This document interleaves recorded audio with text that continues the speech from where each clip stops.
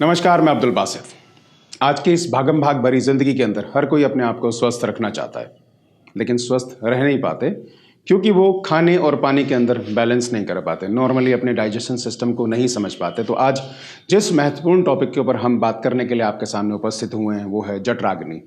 तो जठराग्नि के बारे में मैं शुरू करने से पहले जठराग्नि के बारे में बता देना चाहता हूँ कि हमारे शरीर के अंदर 13 प्रकार की अग्नि होती है, उसमें सबसे अहम होती है जठराग्नि।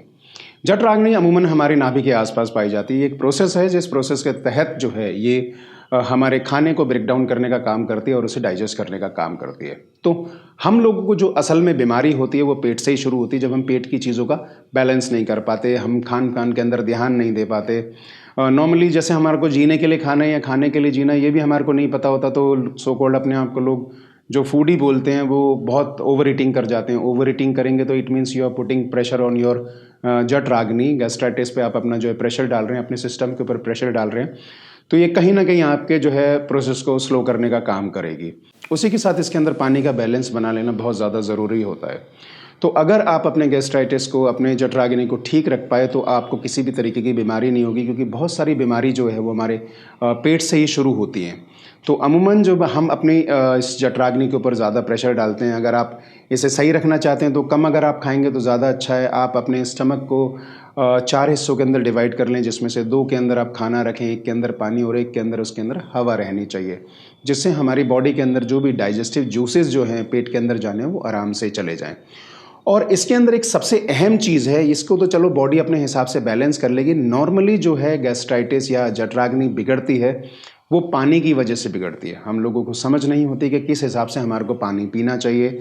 अगर हम ये कहते हैं कि हमारी रिक्वायरमेंट 8 से 10 गिलास पानी की है, तो वो पानी हमारे को किस वक्त पीना चाहिए। तो मॉर्निंग टिल इवनिंग जो भी हम खाना खाएंगे, अगर उससे अमूमन हम आधा पौन घंटा पहले 1.5 या 2 गिलास पानी पी लेते हैं वो बहुत ज़्यादा अच्छा है।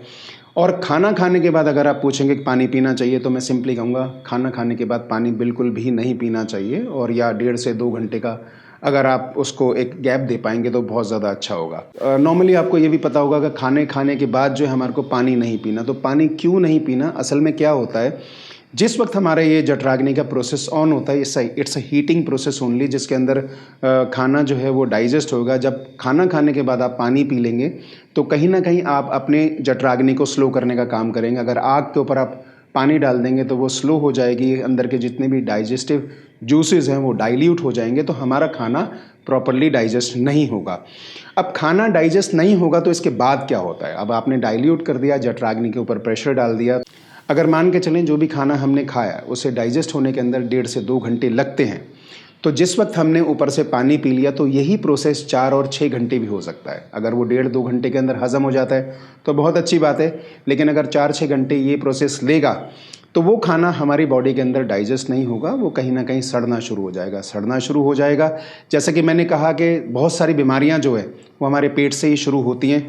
तो खाना सड़ेगा, गैसेस बनेगी, आपको जो है एसिड रिफ्लक्स डिजीज़ हो जाएंगे, बहुत सारी प्रॉब्लम हमारी बॉडी के अंदर हो सकती है, क्योंकि 90% ऑफ द डिजीज़ जो हैं वो पेट से ही शुरू होते हैं और इसी तरीके से शुरू होते हैं। तो हमें अगर अपनी जो है डाइजेस्टिव जूसेस को जो है सही रखना है, हमें अपनी जठराग्नि को सही रखना है, तो हमारे को इन नियमों का ख्याल रखना बहुत ज़रूरी होगा। अगर आप लोगों ने इस नियम का ख्याल रख लिया और अपने डाइजेशन प्रोसेस को ठीक रख लिया, खाने के अंदर बैलेंस कर लिया, कितना खाना खाना है, कितना पानी पीना है, इसको समझ लिया, तो आपका प्रोसेस जो है बीमार होने का प्रोसेस वो डिले हो जाएगा। आप बीमार कम से कम पड़ेंगे या नहीं पड़ेंगे, क्योंकि अगर आपने इसका बैलेंस करा तो बॉडी को इसका फ़ायदा ज़रूर मिलेगा। तो मैं उम्मीद करता हूँ कि ये जो मेरी इन्फॉर्मेशन है ये आपको अच्छी लगी होगी।